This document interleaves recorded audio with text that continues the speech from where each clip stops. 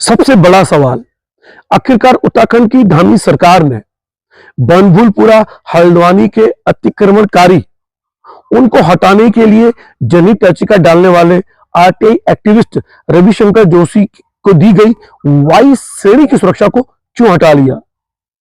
क्या कहीं ऐसा तो नहीं है कि आरटीआई एक्टिविस्ट रविशंकर जोशी ने खनन नीति को घोटाला बताते हुए, जो लगभग 2000 करोड़ रुपए से अधिक का घोटाला है, उसकी सीबीआई जांच की मांग करते हुए माननीय हाईकोर्ट में एक जनहित याचिका दाखिल की है? क्या सरकार इससे चढ़ गई है? ये आप लोग तय करें। देखिए छोटी सी रिपोर्ट को अंत तक। हाय, मैं रवि का बिंदास बोल में आपका स्वागत है। बनभूलपुरा हल्द्वानी का बहुचर्चित किस्सा हर किसी को पता है। ये चर्चा अंतर्राष्ट्रीय स्तर पर चर्चा का विषय बना रहा जब यह कहा गया कि रेलवे की जमीन पर समुदाय विशेष के लोगों ने अवैध कब्जा कर लिया है और माननीय हाईकोर्ट में एक जनहित याचिका डाली गई थी रविशंकर जोशी द्वारा, जिसमें रेलवे को भी एक पार्टी बनाया गया था और माननीय हाई कोर्ट ने बनभूलपुरा निवासियों को हटाने के आदेश जारी कर दिए थे और इस कारण से मुख्य याचिकाकर्ता रविशंकर जोशी को सरकार ने वायु श्रेणी की सुरक्षा मुहैया कराई। अब यह मामला जो बनभूलपुरा का मामला है, अब ये माननीय सुप्रीम कोर्ट के हवाले में है, यानी कि वो अतिक्रमणकारी है या नहीं, ये माननीय सुप्रीम कोर्ट तय करने वाला है। मुद्दा ये नहीं है, मुद्दा यह है कि रविशंकर जोशी की वायु श्रेणी की सुरक्षा क्यों हटा ली गई है, जबकि बनभूलपुरा हल्द्वानी के मामले से जुड़ा हर वो व्यक्ति जो इस याचिका से जुड़ा हुआ है, उन सबकी सुरक्षा इस समय मौजूद है। सबसे पहले आप रविशंकर जोशी जी का फोन पर वार्ता की गया इंटरव्यू सुनिए, जो उन्हीं की मर्जी से मैंने रिकॉर्ड किया है। सुनिए। जी बताएं। हाँ, रविशंकर जोशी जी कैसे हैं आप? ठीक है सर? बढ़िया बढ़िया। सर ये बताइए कि हमने ये सुना है कि सरकार ने आपकी जो वायु सुरक्षा थी वो हटा दी है, सही बात है ये? हाँ, मेरी जो घर की सुरक्षा थी वो हटा दी गई। सर ये क्यों हटाई है? क्या इसके पीछे सरकार की क्या मंशा रही है? अब ये तो सरकारी जाने क्यों हटाई है। अच्छा, लेकिन ये जानना, इस सुरक्षा को मिली क्यों थी?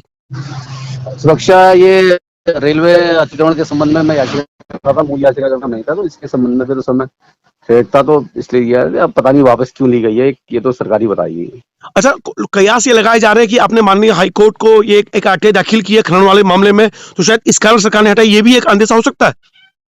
हो सकता है। वो आरटीआई नहीं, पीआईएल थी ना, जनहित याचिका है कि उत्तराखंड में 2000 करोड़ से ज्यादा का खनन घोटाला हुआ है, तो उसके लिए मैं सीबीआई जांच की मांग कर रहा था। अच्छा, तो उसके जैसे दाखिल करी, उसके तुरंत क्यों हटाई है, क्या हटाई, उसका रीजन तो मैं नहीं बता पाऊंगा। अच्छा, लेकिन सर ये सुरक्षा हटने के बाद थोड़ा चिंतित हैं आप?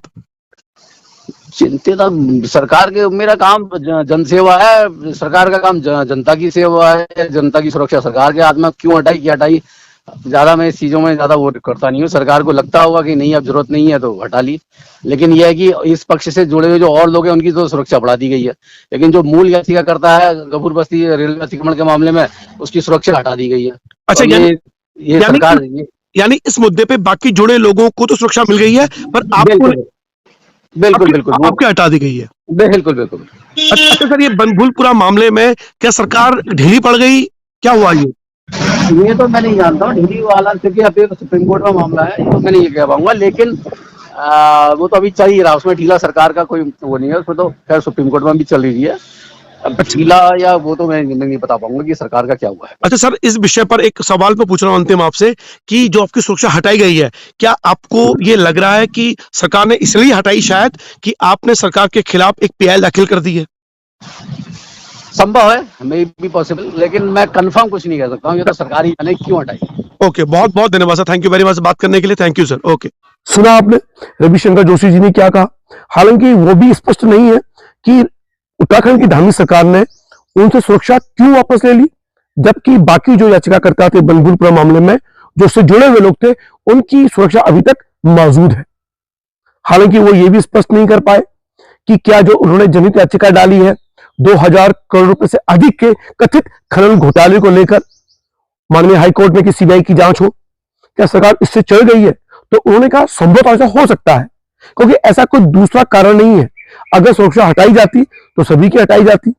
अचानक से रविशंकर जोशी की सुरक्षा क्यों हटा ली गई है? खुदा ना खास्ता अगर रविशंकर जोशी जी के साथ कोई बुरा हादसा हो जाता है, कोई बुरा हादसा हो जाता है, उसकी जिम्मेदारी कौन लेगा? अब यह तय करना है उत्तराखंड की धामी सरकार को। और धामी सरकार जी को ये स्पष्ट करना चाहिए कि उन्होंने रविशंकर जोशी की वायु सुरक्षा को क्यों वापस ले लिया, क्या उसके पीछे स्पष्टीकरण दिया है सरकार ने? अभी तक कोई स्पष्टीकरण नहीं है। मुझे लगता है कि सरकार को इसका स्पष्टीकरण देना चाहिए। और दूसरा, अगर खनन नीति के मामले में सरकार चढ़ गई है, क्योंकि देखिए जब उत्तराखंड की धामी सरकार पहले कार्यकाल में आई तो उन्होंने एक ऐसी खनन नीति बनाई, उसका एक डिस्क्रिप्शन बॉक्स में मैं आपको लिंक दे दूंगा, बनाई रिपोर्ट कि बहुत जबरदस्त, आप खुद भी खोद लो, यानी कि इसको बहुत सबसे बड़ा खनन घोटाला माना गया उत्तराखंड के इतिहास का। और खनन मंत्री भी कौन है? माननीय धामी जी। फिलहाल मैं धामी जी से निवेदन करना चाहता हूं कि देखिए सर, अगर आपने उनकी सुरक्षा इस कारण से हटाई है तो आपने गलत किया है।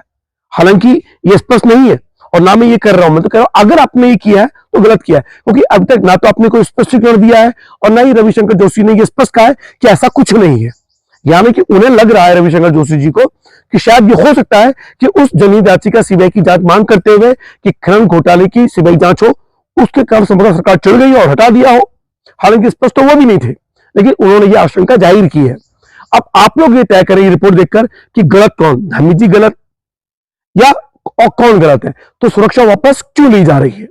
फिलहाल हम तो दुआ करते हैं कि रविशंकर जोशी जी को स्वयं ऊपर वाला उनको सुरक्षा मुहैया कराए और सरकार ने किसी बदनीयत से उनकी सुरक्षा वापस ले ली है।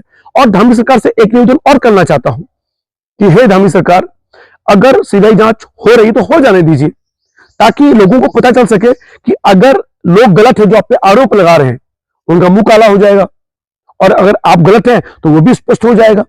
तो सीबीआई जांच होने दीजिए। स्पष्टीकरण भी आना चाहिए कि आरटीआई एक्टिविस्ट रविशंकर जोशी जी की सुरक्षा क्यों हटा ली गई है, उसके पीछे क्या कारण है, ताकि ये बादल भी छट जाए कि सरकार ने बदनीयती से, बदले की भावना से उनकी वायु सुरक्षा को हटा लिया है। फिलहाल रवि के बिंदास बोल देखने शुक्रिया।